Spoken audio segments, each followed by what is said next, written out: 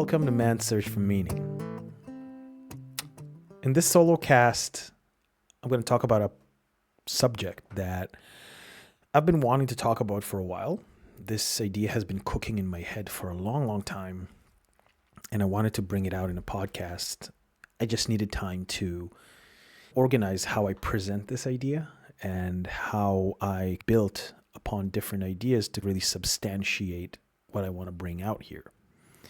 The reason why I think this idea of the inner kingdom, specifically the three kings that I will talk about soon, is so important is because when you understand the type of king that inhibits you or that controls your kingdom, then you can really understand why certain things play out the way they do in your mind and how you can aspire to change them, or rather, how can you install a king in your kingdom that have the kingdom flourish, instead of wither. I realize that right now what I'm saying sounds very metaphorical, and it is metaphorical, but I'll just start with the idea and I'll just start laying it out. And I hope that by the end of this podcast, you'll come out with a completely different approach to how to process your inner wording and your inner rhetoric than you had before you started listening to it. And by the way, if there's women listening to this podcast and they hear about the inner king and they think this is not for me, don't shy away from this idea of an inner king, because consciousness per se is masculine. It doesn't mean that when I say that consciousness is masculine, by the way, all I mean is that the characteristics of consciousness are masculine characteristics, okay? It is a beacon. It is straightforward. It is discovery. Usually, when we're talking in archetypal terms that I will define in a moment, the light of consciousness coming out of the darkness is the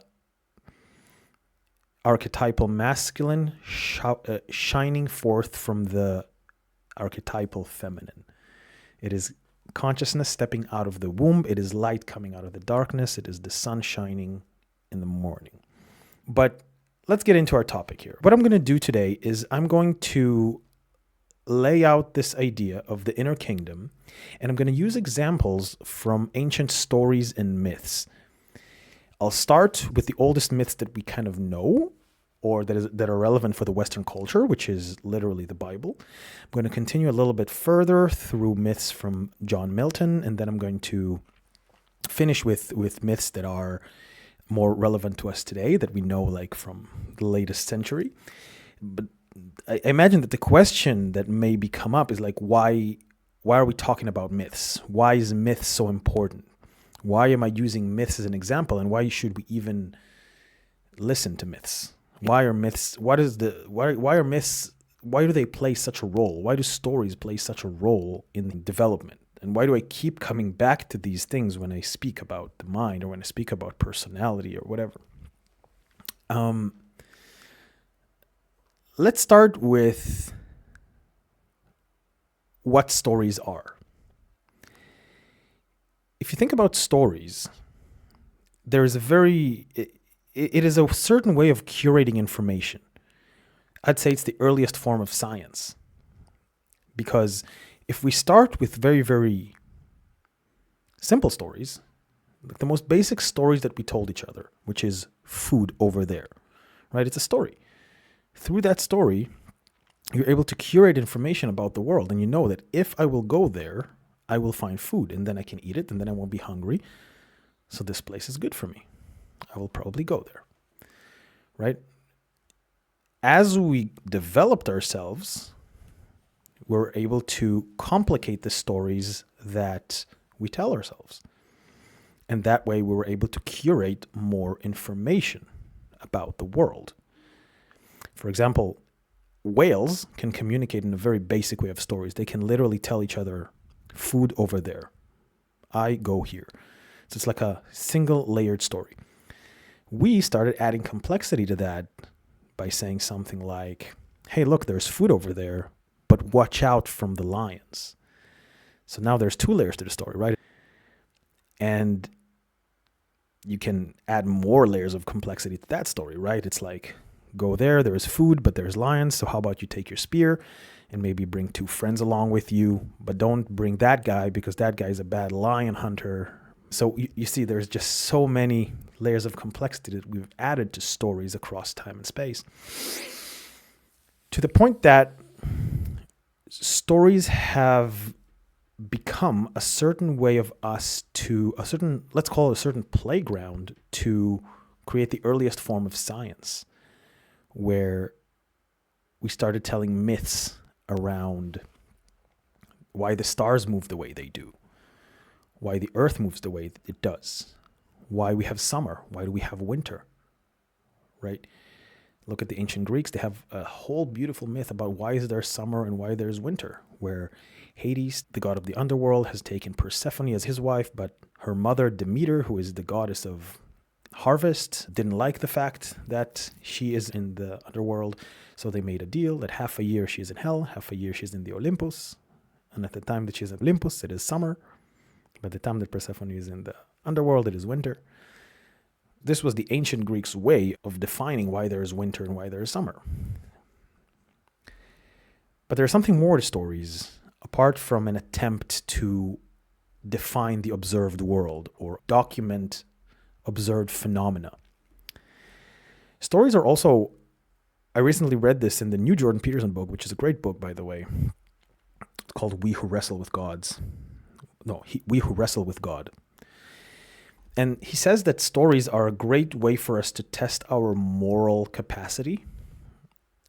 And I can totally see why he says that. When we look at stories from the dawn of mankind up until today, there are certain common elements that make a good story versus make a bad story.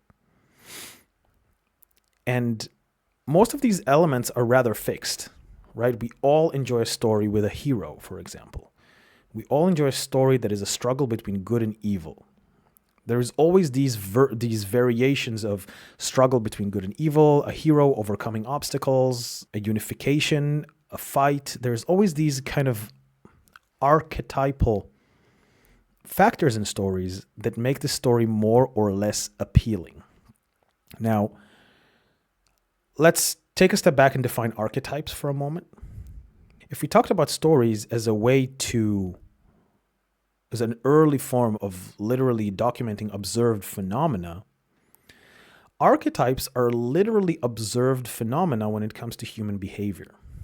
When we think about an archetypal character, what is archetype? It's an archetype, right? So it's the typest of all types. If something is like the classic type of something, that is an archetype. And when we have looked across so many patterns of behaviors, told them in stories, and refined that pattern again and again and again, what we came up with is a certain stencil of how a certain behavior is. And that became a symbol. Now, what is interesting about a symbol is that a symbol is just like a story. It's compressed information. And I'm going to use that archetype, these compressed informations, a lot today. I'll give you an example right now. If I ask you, what is the archetype of a Tyrant King? You're going to tell me right away how a Tyrant King behaves, right? He takes advantage of the population. He probably overtaxes people. He forces his decisions over his subjects. He doesn't care about people's advice. He's evil, whatever, right?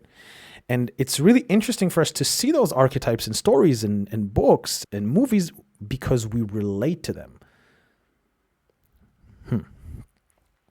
Now, the question of why we relate to them is because we have been telling them all the time in a way that we have been, let's say, we've been observing these types of behaviors and have managed to kind of define these characteristics and tell them in stories to the point that we can all find them within ourselves as well. Now, in the real world, which is not the world of archetypes, in the real world, there is always a nuance. An archetype is something that is very black or white. Either you are the Tyrant King or you are not. So that's why I say that an archetype is a stencil that is sometimes filled out and sometimes not. And we are able to relate to these archetypes because we all see this stencil filled out sometimes in our lives, either by ourselves or by other people. And when we listen or read or watch a good story, we can see these archetypes, recognize them within ourselves, and they make us feel a certain way because we know what it's like to be there for a moment. Right? There's no really a person who archetypes, who embodies the archetype of the Tyrant King always. But we can all definitely see moments in our lives where we embody the archetype of the Tyrant King sometimes. Right? And this brings me to the idea of the inner kingdom. So now that we've defined a little bit archetypes, we've defined talked a little bit about stories and why they're important. Let's start going a little bit deeper into this idea. Okay? I want to start with an idea from John Milton. John Milton said he had a very interesting concept in Paradise Lost. If you haven't read Paradise Lost, I highly recommend it. Even if you don't speak amazing English, like my English is not perfect, and I didn't understand 50% of what I read.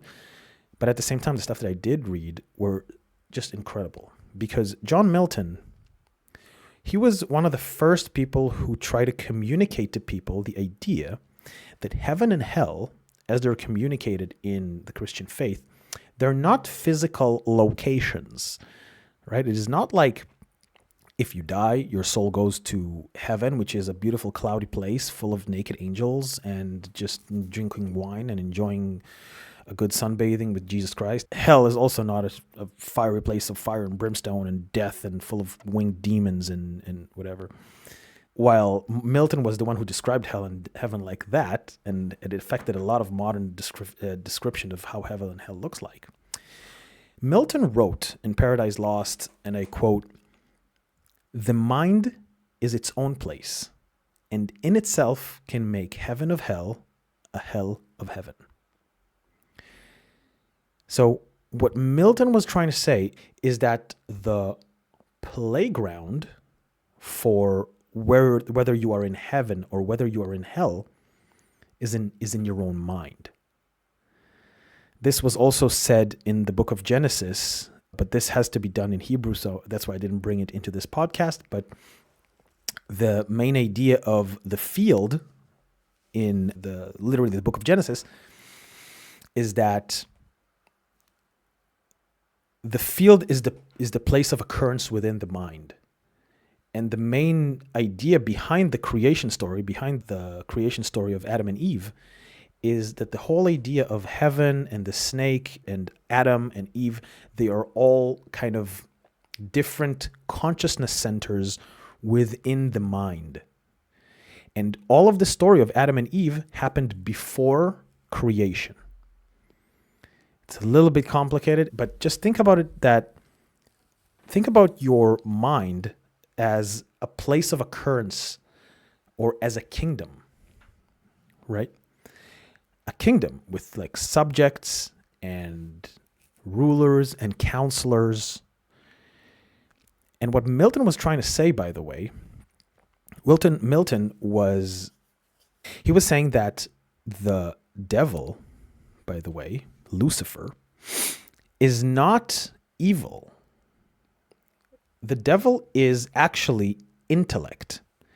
He was saying about the devil that he is the most powerful of all of God's angels. He is the most powerful of all of God's angels. And yet he was exiled, right? And he became bitter for his exile. But when we think about that in terms of the story, what does that mean? That the devil, who is in your mind, right? Because the mind is its own place and can make a heaven out of hell and a hell of heaven. Who is that devil and who is God? And what is that kingdom? Why is the intellect the most powerful of God's angels? And what other angels are there? What I'm trying to communicate here is that think of the kingdom of heaven as well as all of the angels as, let's say, consciousness centers within us, or tools of the mind, rather. And when John Milton says that Lucifer is the highest of God's angels and that he was exiled, to me that shows that the intellect, or let's say anything that is logical, is the strongest tool that we have in order to make anything out of anything, but it is not the only tool that we have. And the danger of being the devil, as Milton points out, is that the devil falls in love with himself and his own creation and believes that he is what all there is what is important, and that nothing else is important, right? And you can see that with people who are, let's say, very atheistic in nature, that they believe that everything is based in logic and reason. And these people, and by the way, you can see that on culture right now a lot, that today we have a very sacrilegious culture that believes in science. We see that there is a certain level of exile there from the kingdom of heaven, in a way that there is no ability today to experience the sacred. We don't experience today this awe that we used to experience in old times when we thought that the world is a mystical place that is run by God. We don't experience the awe of being in nature and being enamored in the whole magic of what the world is, right? Because the world is just today so logical and so rational. We don't stop for a second and think about the unknown. But what I'm trying to say here is, again, if your mind is a kingdom, the intellect, which is also potentially the devil, is the strongest tool that you can use, but it's by far not the only tool that you can use.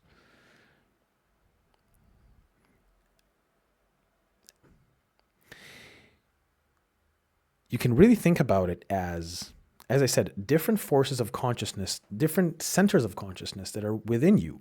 And you can clearly see what I mean when you observe your own inner rhetoric, and you will see that there is a discussion, right? There is a discussion between those centers of consciousness all the time.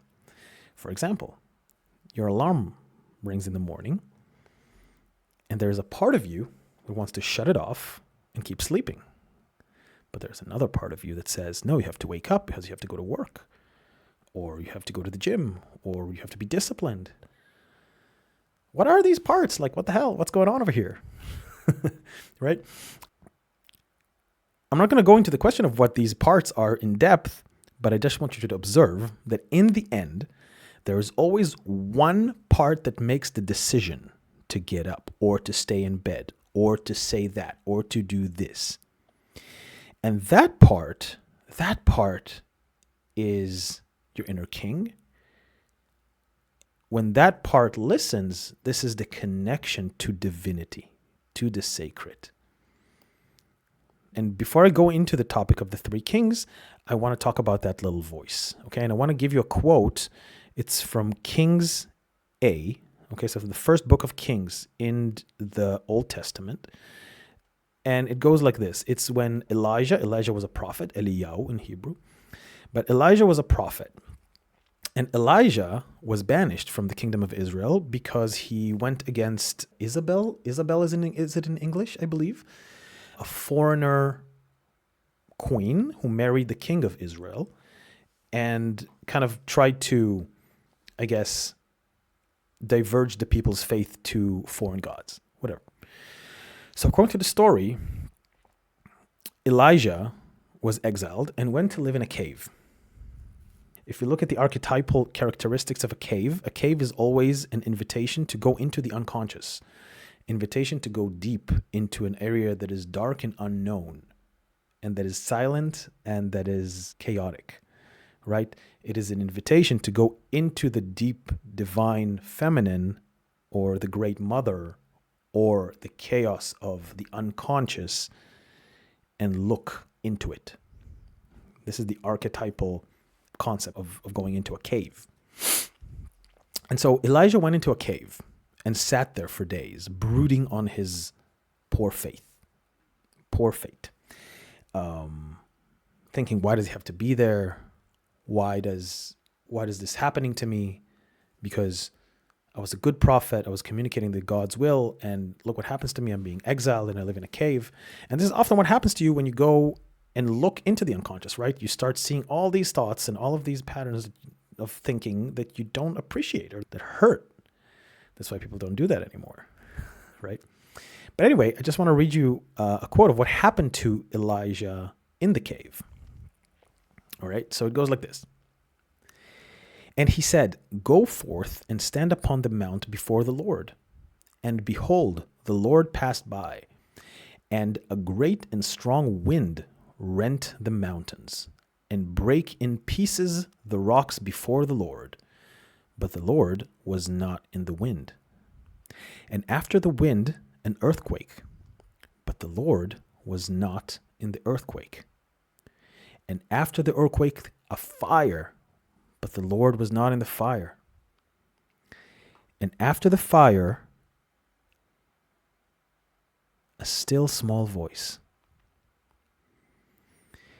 And it was so, when Elijah heard it, that he wrapped his face in his mantle and went out and stood in the entering of the cave.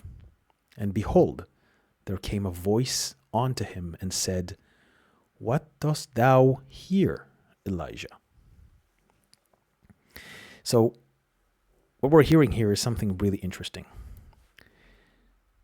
Because what we see here is that when Elijah's focus was on the outer storm, there was a fire, there was a tree, there was that, there was this. The Lord was not in all of those things. But after all the storm came down, Elijah could listen while he was in the cave. And what was there? A still small voice. And this is the voice that guides you. This is your intuition. This is your connection to your higher self. This is your conscience. If you look at another archetypal story, Pinocchio, it is Jiminy the Cricket who is your voice, who's telling you what's right. And it is not telling you this intellectually also. It is also accompanied with a feeling. And when you hear it, you know it. This is, according to the Old Testament, is the voice of God. This is when God is inside of you. This is the first time in a Western story that, at least as far as I know, that God is not embodied in nature, right?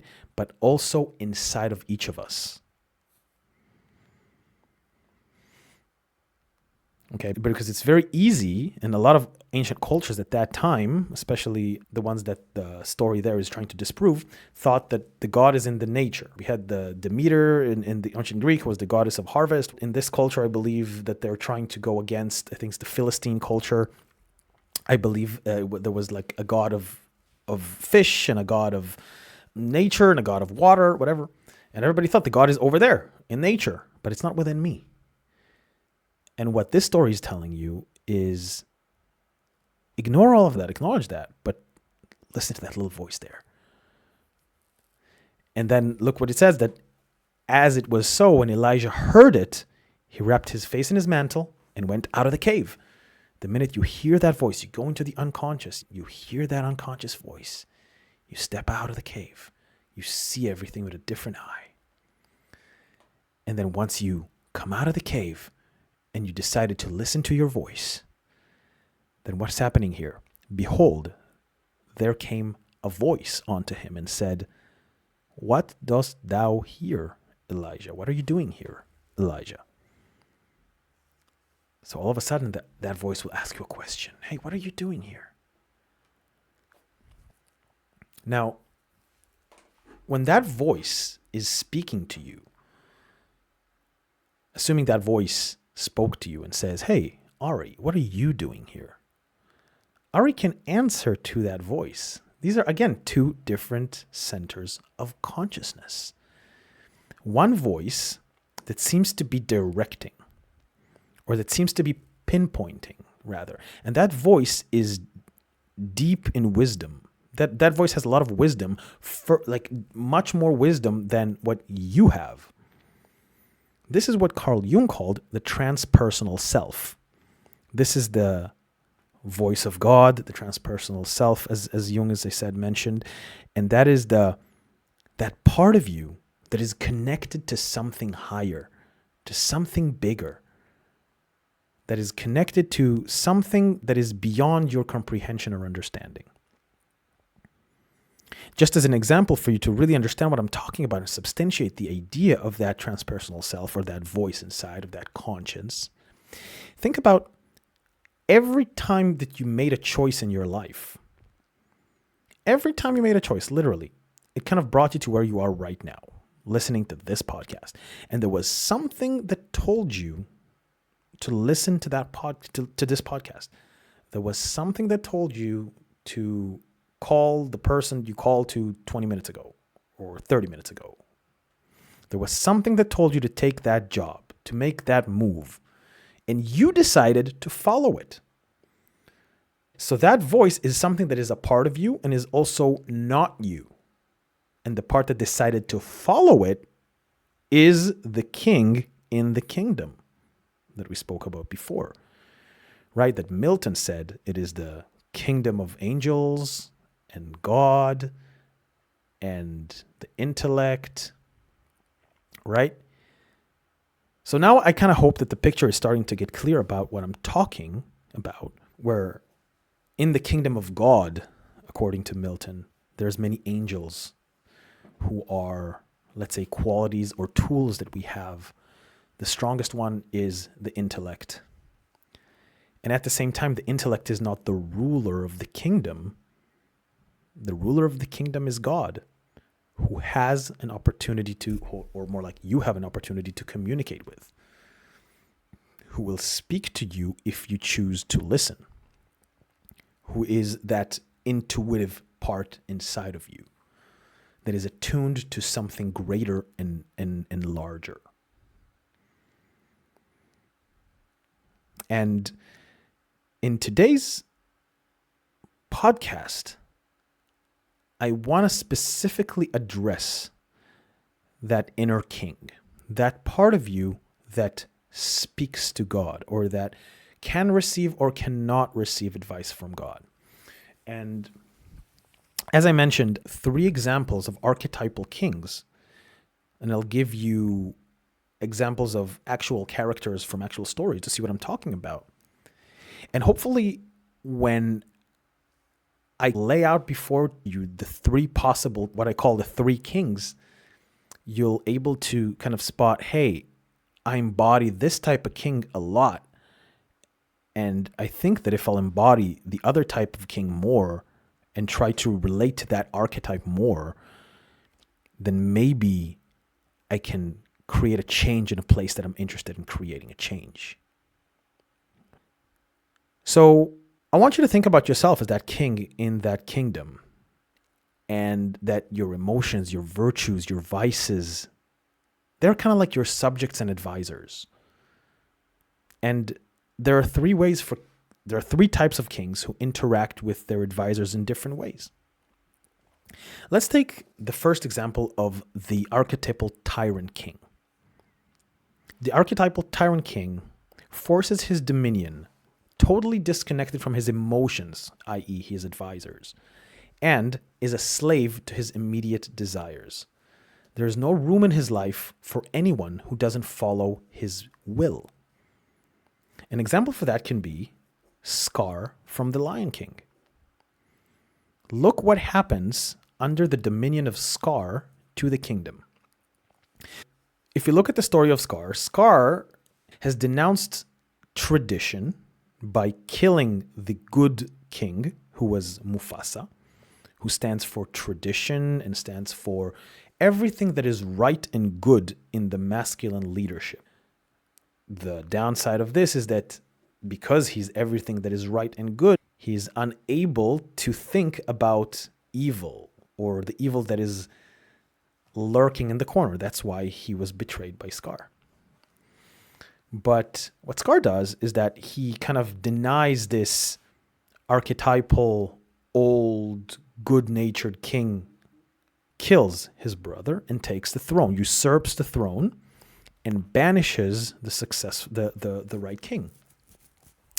And as a result, in his dominion, even though his dominion is based in lies, right? Because he promised the hyenas, you will never starve again, you will always be happy, you will always be good. Because this is what Tyrant King does, right? He makes promises to capture the heart of his subjects, but he doesn't intend on delivering them, right? All he does is promotes his own agenda, even if it means that his subjects will suffer from it. But he uses propaganda, and he uses seduction, and he uses fancy words or promises to make himself more appealing. And we can totally see how that can play out in our lives if we follow a pattern of behavior that is, let's call it, for lack of better terms, hypermasculine, right? Denying my emotions, denying the counsel I received from my counselors, going hyper-logical, only my way or the highway. Nothing, I'm not changing for anybody, not even myself. I am okay. Everything else sucks. You can see where that kind of pattern can lead you, right? And if we look at the story of the Lion King, the kingdom during Scar's dominion was desolate, right? The kingdom was barren. Nothing grows in the Tyrant King's kingdom. Nothing functions. Everybody's oppressed.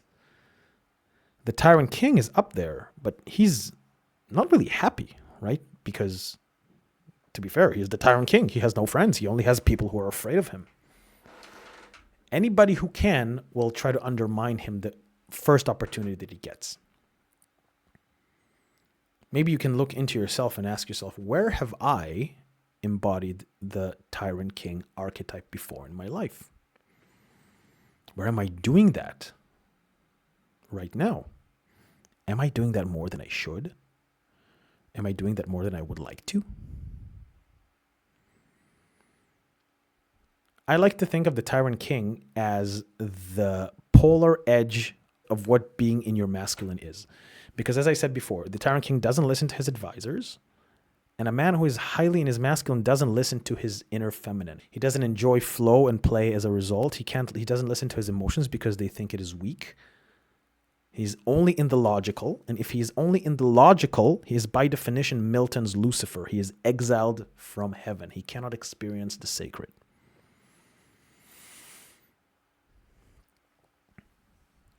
The second type of king is,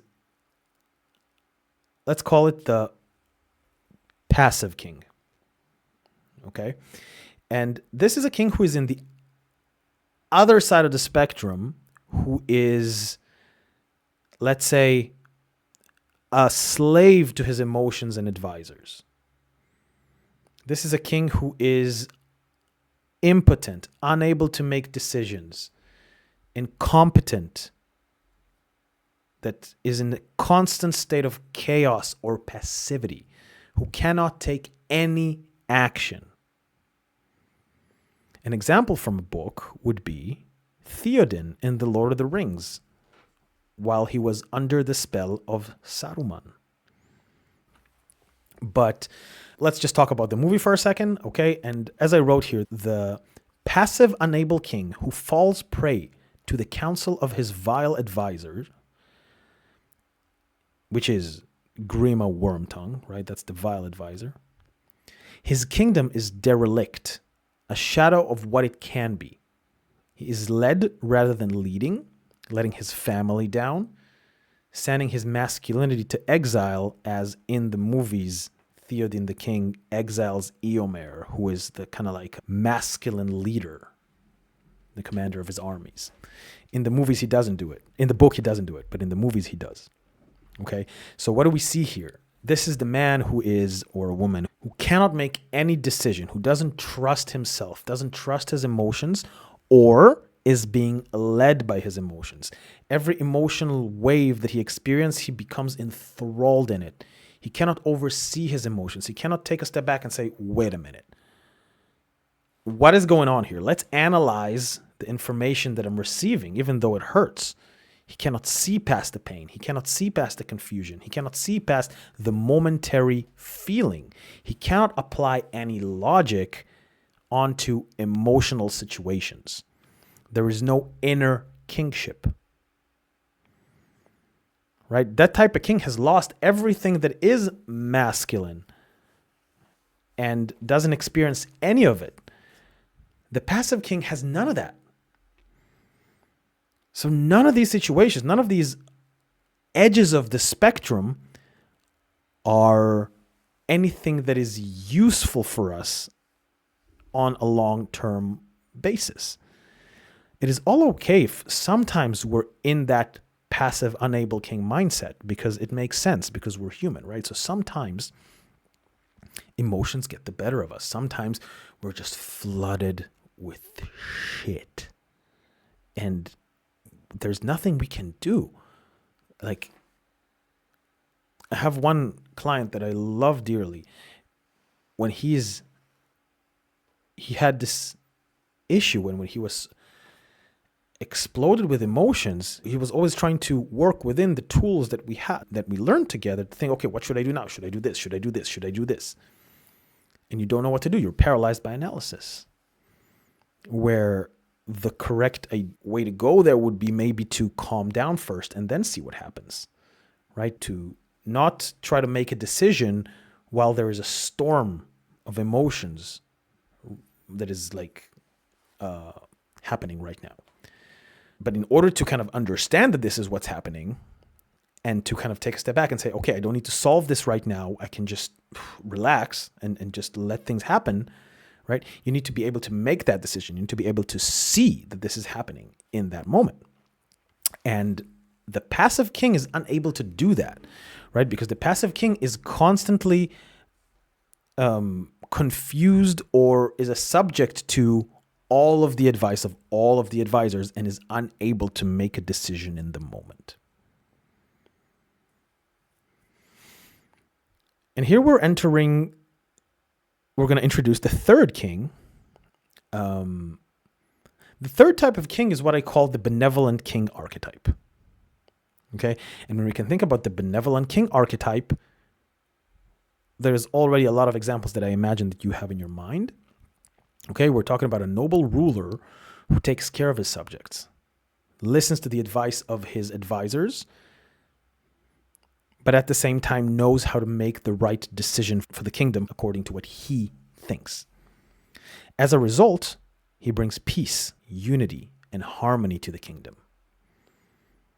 We can think of Aragorn in The Lord of the Rings, especially at the Return of the King, who brings union to all the humans and unites everybody under a banner to fight evil. Right? Because he knows he's a leader. He is empathetic. He has a portion of himself that is listening to his emotions. He can be soft when he wants to. He knows how to express love. And we see those sides of him. And at the same time, he wields the sword that is the light of Elendil. Right? I believe it is the light of Elendil. No, it is not. I'm butchering this. But he holds the sword of his ancestors to pierce through evil. Simba, in the end of The Lion King, becomes the noble king. Okay, after his hero's journey is complete, he becomes the noble king. Okay? And it is clear, I believe, that from what I'm saying right now, that, the king that ideally wants to be in charge of your kingdom is the noble king archetype, because when the noble king is in charge, the kingdom is thriving. The subjects are happy. Because it is a king who rules for the people and not for himself. It is a king who, in his dominion, everything works well because he has his right mindset. He knows when to take decisions. He knows when to make tough decisions. And at the same time, he is humble, doesn't think that he knows best, and listens to his advisors. Doesn't let himself get confused by his advisors, but he listens and always makes the right choice, at least to his own ability. Right? So when we're thinking about how that can play out in our life, it means that I always like to have this as in a man, it's mostly the 80% masculine and the 20% feminine for 80% of men. And for women, it's mostly 80% feminine and 20% masculine. And what do I mean by that? Mostly that we all have this inner king inside of us. That inner king will always kind of be masculine because, as I said, consciousness is masculine. So it doesn't matter if that is in a woman's body or a man's body. We all have that inner king, that inner decision maker who makes the decisions.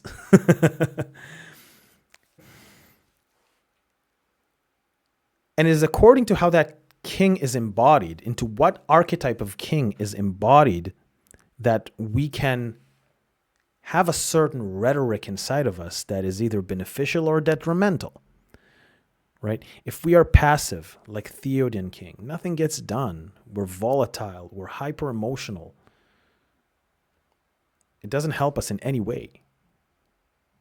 If we are tyrannical in our nature, like Scar, also nothing will probably go our way because, well, we won't be happy and people won't appreciate being around us. But we have to find that balance between the ability to make tough decisions and believe in your ability to do so and your ability to adhere to your emotions as wise counsel. Not fall into the trap of the intellect, believing that the intellect is everything, and by that being exiled from God's kingdom. But rather understand that the intellect is a force, and that everything that we, in the end, if we want to apply everything, we have to put the spot of consciousness on it and use our intellect to comprehend it. Right? If the spot of consciousness is not on anything, is not on something, we can't be aware of it. Right? Just an example, if you have a hidden talent to be a violinist, but you're not aware that you have this talent, you're never going to go and pick up a violin. Right? You can only know it. You can only pick up the violin, try it, and then you see, whoa, I'm pretty good at it. And then people tell you, hey, you're pretty good at it. Then you realize, oh my God, I have this talent for the violin, and I can develop the skill and I can be a great violinist. But it's only because you have the light of consciousness on it, the intellect, right?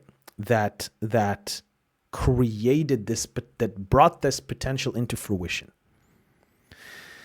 So the wise king, who we want to embody mostly, recognizes the power of this, as well as understands the limitations and danger the intellect offers. Because the wise king is connected to his emotions, is listening to everything as wise counsel, acknowledges his humility, the wise king can always be 1 foot in the sacred, can always appreciate the sacred, understand the sacred, and understand that there is something bigger than him that can lead him. And that's when the wise king is always has a open communication channel to God, to that transpersonal self, to that higher self.